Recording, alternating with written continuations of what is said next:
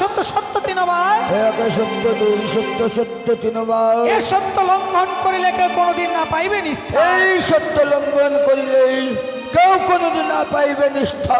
তুমি শোনো না, এই মুহূর্তে ছুটে যাও সাঁওতালি পর্বত লহবাসর ঘরে, সেটাই রয়েছে দুর্লভ লোকিত তাকে দর্শন করিবার তরে। কিন্তু জননী, আমি যে বাসর ঘরে যাব মা, লক্ষ্মীন্দরকে দংশন করিবার তরে, আমি যে একাদশী ব্রত করেছি মা, একাদশী ব্রত না ভঙ্গ করে আমি কেমনে যাব ওই লক্ষ্মীন্দরকে দংশন করতে জননী? সত্যি বলেছো নাকি? কাল করেছি একাদশী, আজ করেছি উপবাসী, তাই উপবাসী শরীরে লক্ষ্মীন্দরের কাঁচা দেহে কেমন করে মারিবে ছবল। তাই তো তোমার একাদশী ব্রত আমি এই মুহূর্তে ভাঙিয়ে দেবো, তারপরে ছুটে যাবে তুমি ওই সাঁওতালি পর্বতে লহবাসর ঘরে। হবে জননী, কিন্তু মা আমি যে লক্ষ্মীন্দরকে দংশন করতে যাব মা, লক্ষ্মীন্দর তো আমার কোনো দোষ করিনি মা, আমি ওই লক্ষ্মীন্দর অঙ্গে কেমন করিব দংশন জননী? নাগিনী, তুমি জানতে চাও নাগিনী? একদিন গিয়েছিলাম চম্পলা নগরে, বিশ্ব মাঝারে বিশ্ব পূজিত হবে বলে ওই দুষ্ট দুরাচার সাধারণ মানব হয়ে মাছ থেকে পদাঘাত করে, তাই তো তার ফল পাবে দুর্লভ লক্ষ্মীন্দর লহবাসর ঘরে। কিন্তু জননী, লক্ষ্মীন্দরের পিতা চন্দ্রপতি সদাগর করেছে দোষ, তাই বলে কি পিতার দোষে পুত্রের মৃত্যু হবে জননী? অবশ্যই নাগিনী, কোন পিতা যদি পাপ করে তার পাপের ফল পুত্রকে ভোগ করতে হয়। তোমার লক্ষ্মীন্দর তো আমার কোনো অন্যায় করেনি জননী। নাগিনী, তুমি বাসর ঘরে গেলে বুঝতে পারবে। তুমি হয়তো জানো না নাগিনী, একদিন তোমার ওই অনিরুদ্ধের রথের চাকায় পিষ্ট হয়ে তোমার পতির হয়েছিল মৃত্যু। সেই দিন তুমি এক গোলা জলে নেমে প্রতিজ্ঞা করেছিলে, যেই দিন হোক না কেন আমি প্রতি হত্যার প্রতিশোধ নেব। যাও যাও নাগিনী, সাঁওতালি পর্বতে শুয়ে রয়েছে, সে হচ্ছে স্বর্গের অনিরুদ্ধ, তাকে দংশন করে তোমার প্রতি হত্যার প্রতিশোধ। কি কথা শোনালে তুমি আমায় জননী? হ্যাঁ হ্যাঁ নাগিনী, তাহলে কি ওই স্বর্গের সব আর মত্ত ধামে লক্ষ্মীন্দর রূপে? নাগিনী, উষা নয় অনিরুদ্ধ, এই মর্ত ধামে হয়েছে দুর্লভ লক্ষ্মীন্দর। যাও তাকে দংশন করে তোমার প্রতি হত্যার প্রতিশোধ নেবে। তাহলে কি ওই অনিরুদ্ধ আর মত্ত ধামে লক্ষ্মীন্দর রূপে জন্ম নিয়েছে? হ্যাঁ হ্যাঁ নাগিনী, আর উষা জন্ম নিয়েছে বেহুলা রূপে জননী। সত্যি বলেছ। মনে পড়েছে মা, আমার সব কথা মনে পড়েছে। একদিন আমি আর আমার স্বামী একদিন নিত্যনিদায়ী ছিলাম, সেই দিন ওই ওই অনিরুদ্ধ তার রথের চাকা পিষ্ট করে আমার স্বামীকে হত্যা করেছিল। সেই দিন আমি করেছিলাম চরম। বেশ নাগিনী, এই যে তোমার একাদশী ব্রত আমি এই মুহূর্তে ভাঙিয়ে দিচ্ছি, তারপরে আমার হংসরাতে প্রবেশ করবে।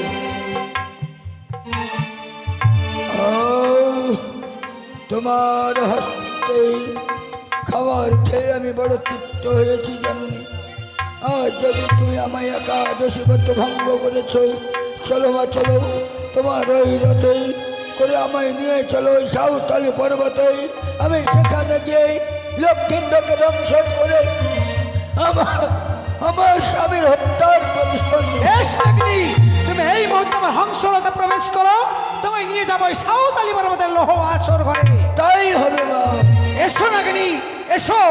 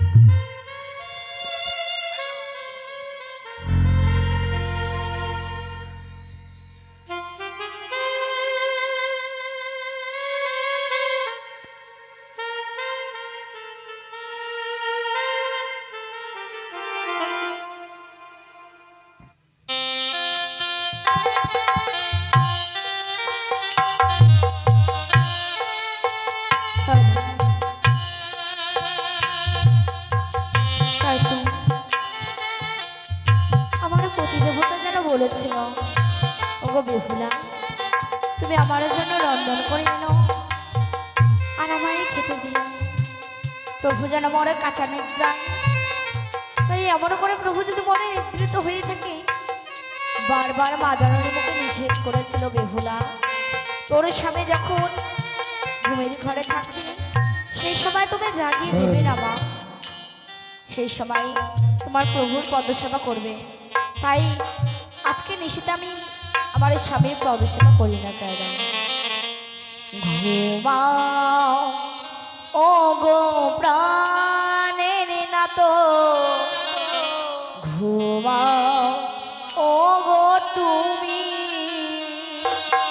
ঘুমাও ও গো প্রাণের না তো, ঘুমাও ও গো তুমি।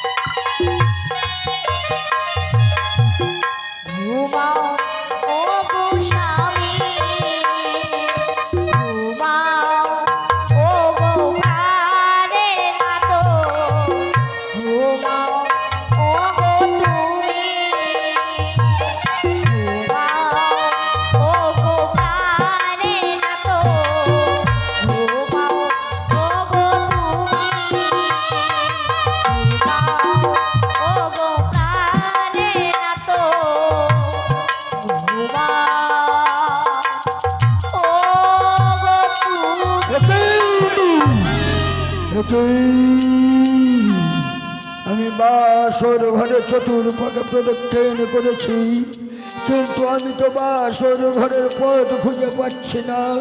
ওগো ওগো জননী আমার, তুমি বলে দাও মা, আমি কোন পথে বাসর ঘরে প্রবেশ করবো মা?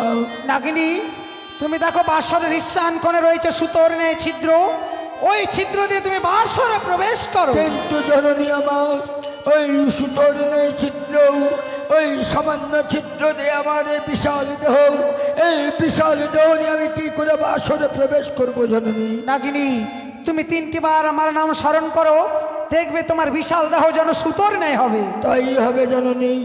জয় জয় মা মনসাপত্য বিশ্বহরি কি জয়, জয় জয় মা মনসাপত্য বিশ্বহরি কি জয়, জয় জয় মা। আমার এই বিশাল দেহ সুতোর ন্যায় হয়েছে, ওই তুষার কোনো ছিদ্র দেখা দেয়, ওই ছিদ্র দিয়েই আমি চুপি চুপি বাসর ঘরে প্রবেশ করবো। জয় মা। বেহুলা এখনো জাগ্রত, বেহুলা যদি আমায় দেখে ফেলেই তাহলে সে যে আমায় অভিশাপ করবে। না না, আমি এখান থেকেই চুপি চুপি চলে যাব। ওগো জননী আমার, বলো নাগিনী। বেহুলা যে এখনো জাগ্রত রয়েছে মা, কেমন করে সতী নারীর উপরকে আমি দংশন করবো জননী? এ কি বলছো নাগিনী? বেহুলা যদি এভাবে জাগ্রত থাকে তাহলে তো আমার কার্য সফল হবে না। তাই তো আমি বেহুলার দুনয়নে মায়া নিদ্রায় ভর করব, তারপরেই তুমি দংশন করবে দুর্লভ লক্ষিন্দরে। কোথায় রয়েছে নিদ্রা দেবী? এই মুহূর্তে বেহুলার দুনয়নে ভর করো।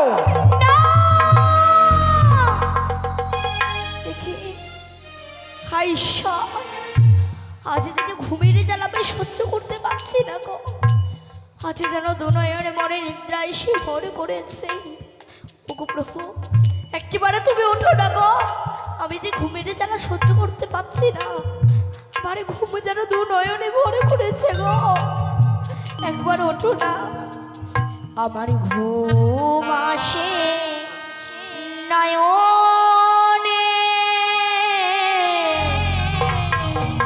একা জাগি বুক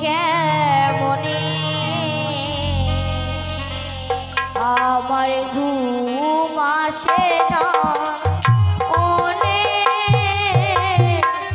একা জাগি বোকে মনে ওগো উঠো না প্রভু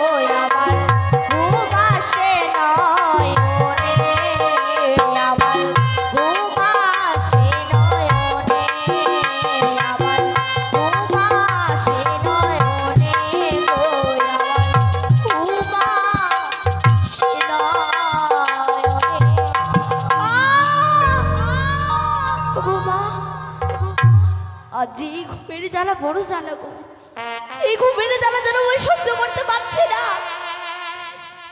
তো সাক্ষী থেকো আকাশ বাতাস সাক্ষী থেকো চন্দ্র সূর্য সাক্ষী থেকো পশু পাখিগণ সাক্ষী থেকো ভূমি মাতা বাকো তোমাদের এই সবাইকে সাক্ষী রেখে আমার এই স্বামীকে তোমাদের বুকে তুলে রেখে আমি যেন নিদ্রায় গত হচ্ছি মা আমার এই স্বামীকে দেখে রেখো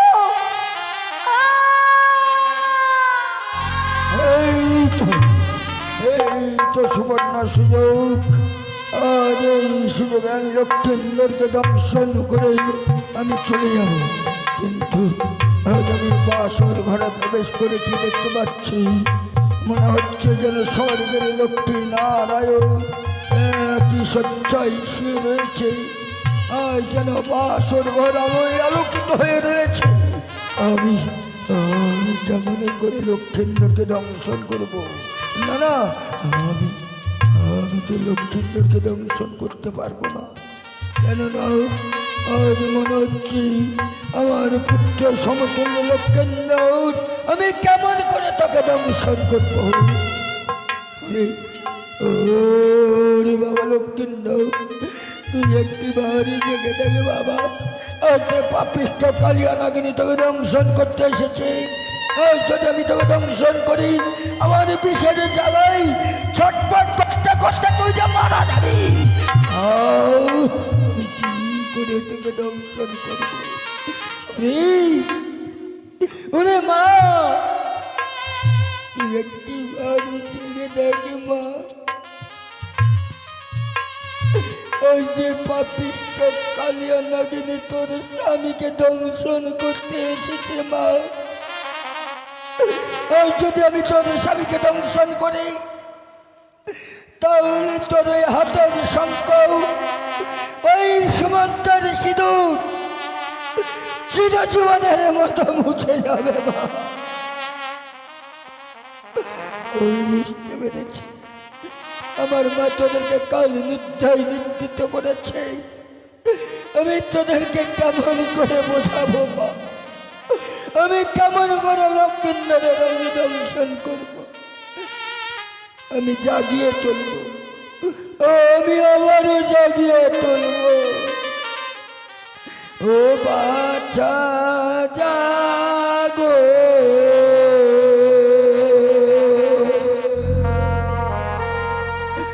বাচ্চা মরি জাগো রে,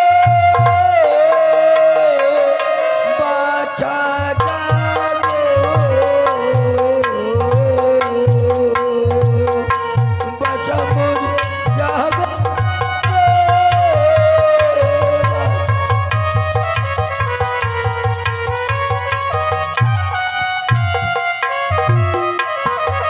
यारी जागो जागो रे बाजा,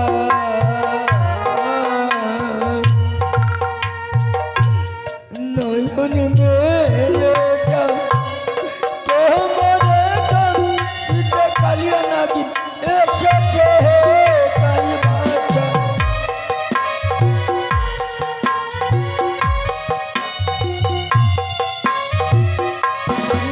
यारी जागो जागो रे बाजा, नयन मेले चल তোমারে দম শীতে কালিয়া নাগিন এসেছে তাই বাচ্চা। বাবা লক্ষ্মী, তুই একটু বাউরি থেকে দেখো বাবা, এই যে পাপিষ্ট কালিয়া নাগিন তোকে দংশন করতে এসেছি। ওরে মা, আর তোর স্বামীকে আমি দংশন করবো মা, কেন তুই যাচ্ছিস না জননী? ওই যদি আমি তোর স্বামীকে দংশন করে ওই যে বাসর ঘরে তুই কাঁটা চুলে বিধবা হবি। আমাকে মায়া কাটনা কাটলে হবে না।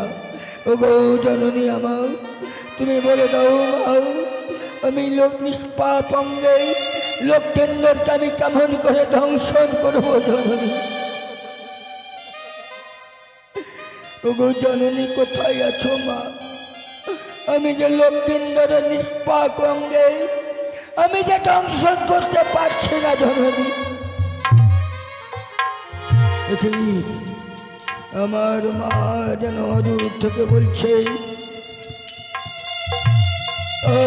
যেন আমার মা মাই বলেছে ওই প্রদীপ জ্বলছে, প্রদীপের তেল যদি আমি লক্ষ্মীন্দরের অঙ্গে ছিটিয়ে দিই তাহলে তাহলে লক্ষ্মীন্দর যেন পাপে পরিপূর্ণ হবে। তাই আমি লক্ষ্মীন্দরের অঙ্গে সর্বাঙ্গে এই প্রদীপেরটা ছিটিয়ে দিলাম। ওই তো যেন লক্ষ্মীন্দর অঙ্গে মশা বসেছে, লক্ষ্মীন্দর মশার জেলা ছটপট করছে। তারপরে তো আমি ছত্র ধারণ করে বসে থাকবো। লক্ষ্মীন্দর যদি আমার মস্তকে পদাঘাত করে তাহলে আমি তাকে দংশন করবো।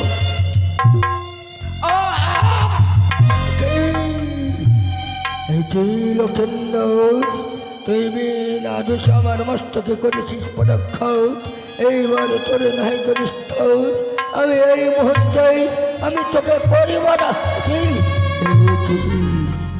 আমি কেন দংশন করতে পারছি না? আমি যতবার লক্ষ্মীন্দর থেকে দংশন করতে যাচ্ছি যেন অদূর থেকে বলছে, ওরে এই পাপিষ্ট কালিয়া নাগিনী লক্ষ্মীন্দরকে দংশন করিস না, বেহুলাকে তুই বিধবা সাজাস। বিয়ে করি কি করি? আমি তার পদতলে আবার ছত্র ধারণ করে বসে রইলাম।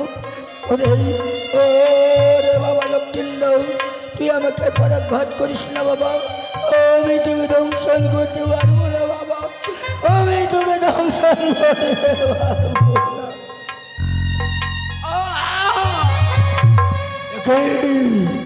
তুই আবারও করেছিস পরাঘাত, এইবার তোর নাইক নিষ্ঠা, এই মুহূর্তে তোকে আমি করিব। আমি কেন দংশন করতে পারছি না? আমি যতবার লক্ষ্মীন্দরকে দংশন করতে যাচ্ছি অদূর থেকে কে যেন বলছে, লক্ষ্মীন্দরকে দংশন করে বেহুলা গেল বিধবা সাজস্ত, আমার দেহের অস্থিগুলো যেন নাড়া দিয়ে উঠছে। না না, আমাকে লক্ষ্মীন্দরকে দংশন করতেই হবে, আবার আমি তার পদতলে বসে রইলাম।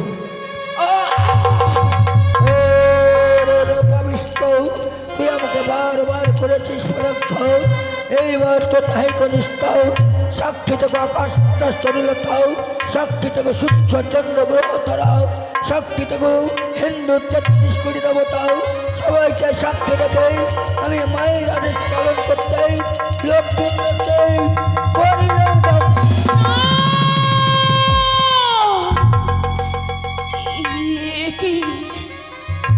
আমার বাম পদে কনিষ্ঠ আঙ্গুলে কিসে যেন ছবল দিয়েছে, আমি যেন বিশেষ জ্বালা সইতে পারি না।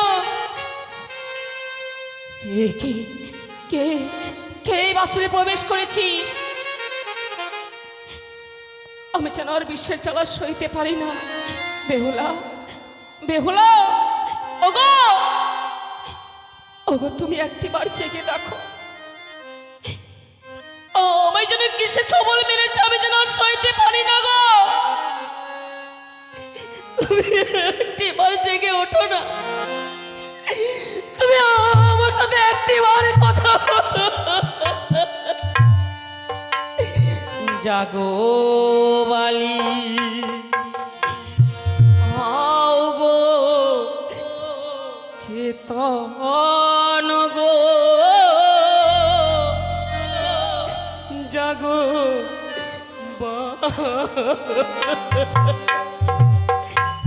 জাগো বালি, হাও গো চেতন গো, জাগো বালি গো। বেহুলা, ওগো প্রিয়া, তুমি একটিবার জেগে ওঠো।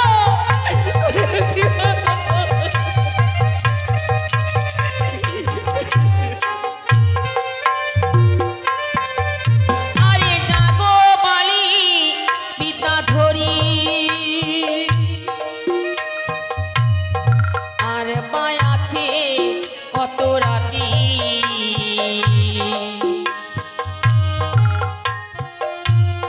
বাতি জ্বালাল যদি প্রাণ বাঁচে গো, জাগো বালি গো। ওগো প্রিয়ে, আমি আর সইতে পারি না গো, তুমি কথা বলো না।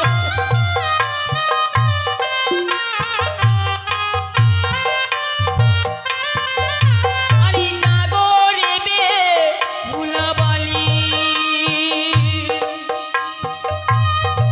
এনে দাও আমায় ওষুধ করি, ওষুধ খেলে যদি প্রাণ বাঁচে গো, জাগো।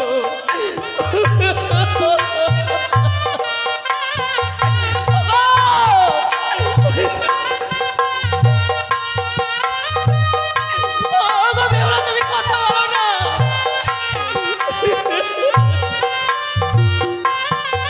বুঝেছি, তুমি কথা বলবে না, তাই না? বেশ, আজ শুধুমাত্র তোমায় আমি রন্ধন করতে বলেছি বলে ভাবে তুমি অভিমান করে রয়েছ।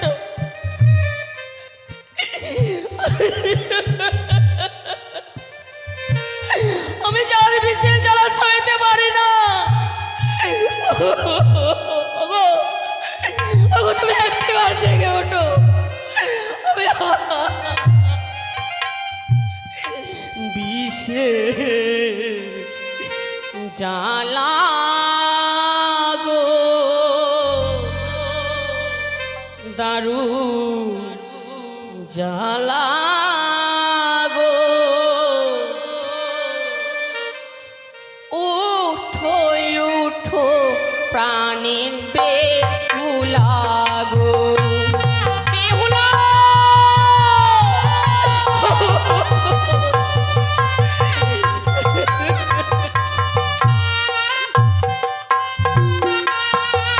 আরে আঙ্গুলি হইতে বিষয় আমার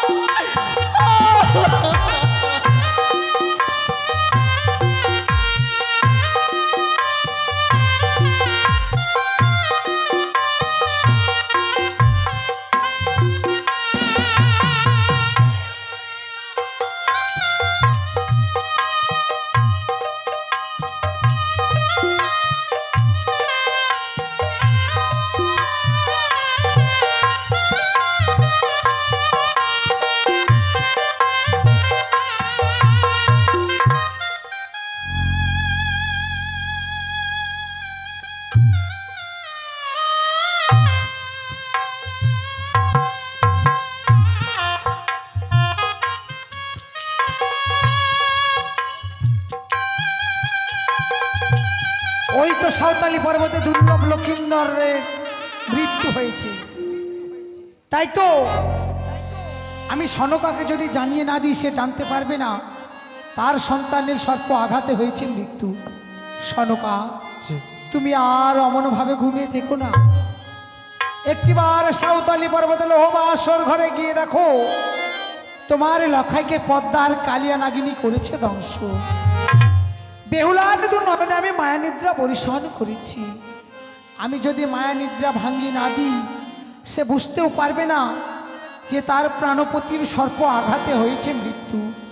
বেহুলা, তুমি একটিবারই জেগে দেখো তোমার প্রাণপতিকে পদ্মার কালিয়ানাগিনী করেছে ধ্বংস। তোমার প্রাণপতিকে পদ্মার কালিয়ানাগিনী করেছে ধ্বংস। তোমার প্রাণপতিকে পদ্মার কালিয়ানাগিনী করেছে ধ্বংস।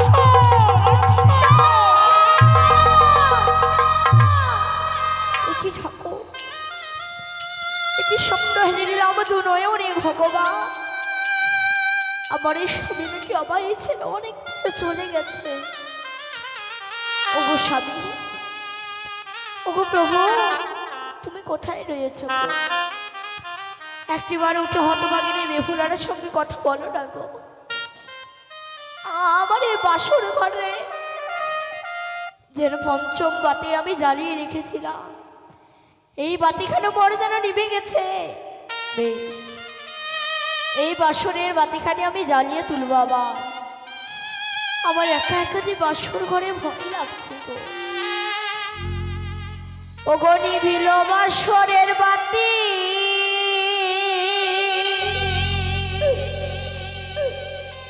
না কে নিভায়ে দিল?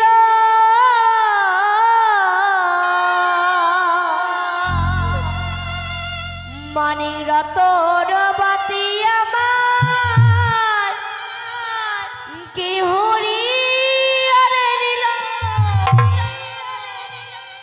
বাতি জ্বলিয়ে না জ্বলিল রে।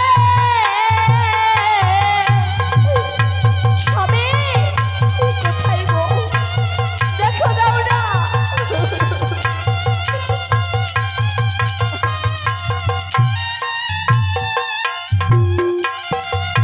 ওগো পাও নাই বাতাস শোনায় রে, নাই গো মনের গতি।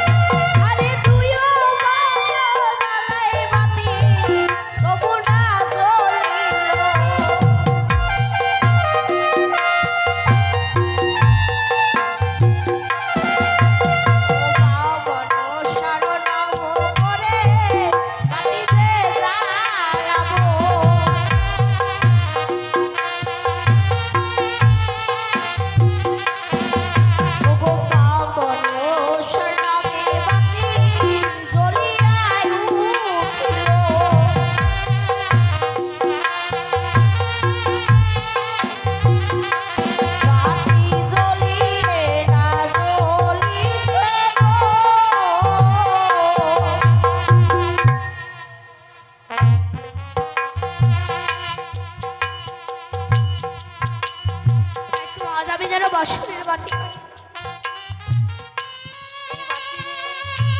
আমার এই স্বামীকে খুঁজে দেখবো আমার পতিদেবতা কোথায় রয়েছে।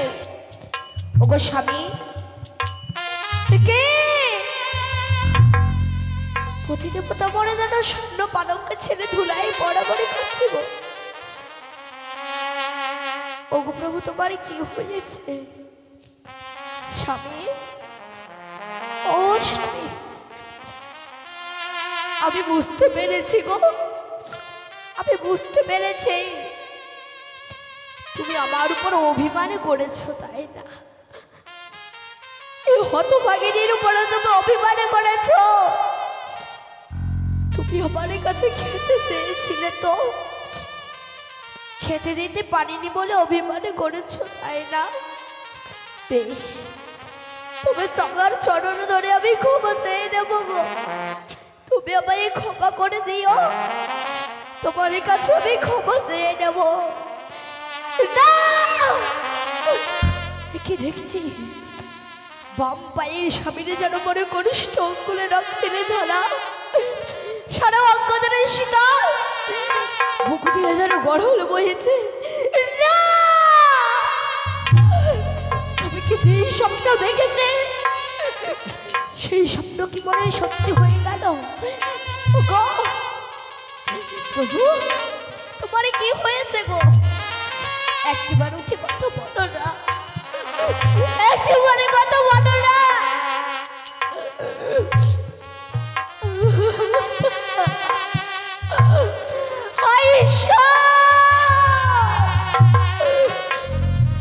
ভগবান, তোমার কাছে কি এমন অপরাধ করেছিলাম গো? যার কারণে আমার এই স্বামীকে কেড়ে নিলে।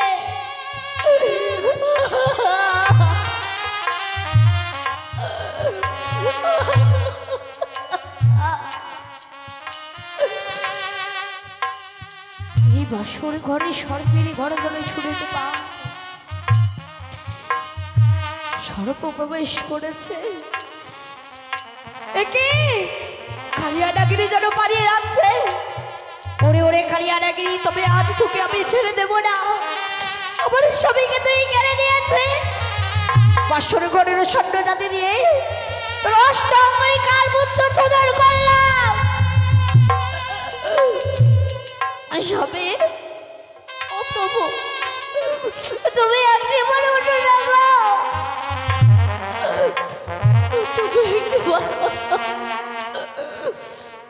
তুই বড় নিষ্ঠুরে দি দয়াল কালিয়া, তোর মনে দয়া পায়া নেই।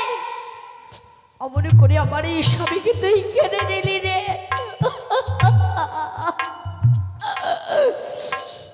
তুই বড়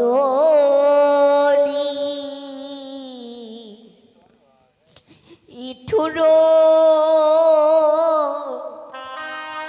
কালিয়া রে, তুই বড় আশানো কালিয়া রে। স্বামী,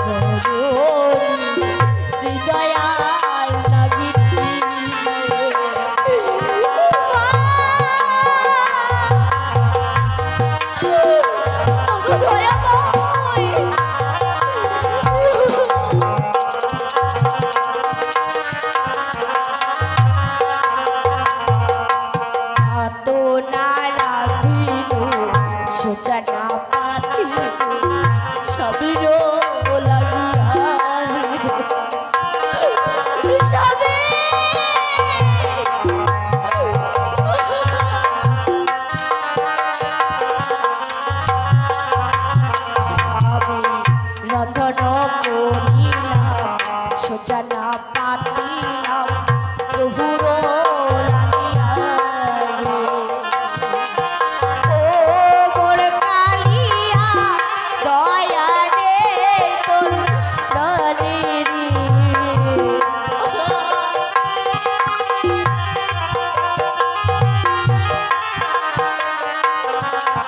ও মোর কালিয়া দয়া রে তোর প্রাণে রে।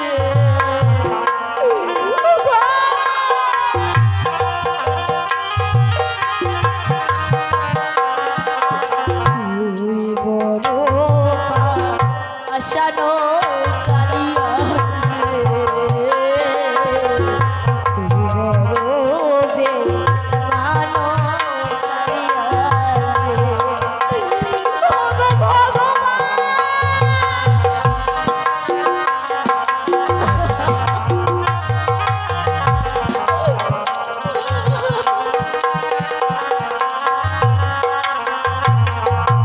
ওরে নাগিনী, এতই নিষ্ঠুর এতই পাষাণ, একে নারী হয়ে নারীর বেদনা বুঝলি না কালিয়া। তোর দয়া মায়া একটুকু হলো না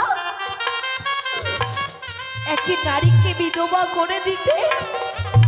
তুইও তো একে নারী নাগিনী, কেমন করে পারলে তুমি আমার এই স্বামীকে কেড়ে নিতে?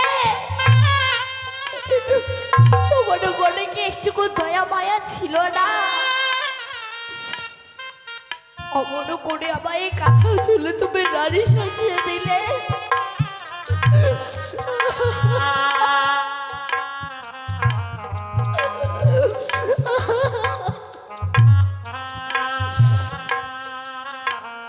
আমার এই শীতেরই সুন্দরীকে বা কেড়ে নিল না। আমি কিচ্ছু বুঝতে পারলাম না গো। তুমি তো আমায় বলেছিলে প্রভু, ঋষি প্রমাদ হলে নাকি আমায় স্বর্ণদোলায় করে নিয়ে যাবে। কেন কেন মিথ্যে আশা মিথ্যে স্বপ্ন দেখিয়েছিলে? কেন তুমি বলেছিলে বেহুলা তোমায় আমি ঋষি প্রমাদ হলে স্বর্ণদোলাই করে নিয়ে যাবো গো? হলো না হবে না রাজরানী হওয়া, কলঙ্কিনী হয়ে গেল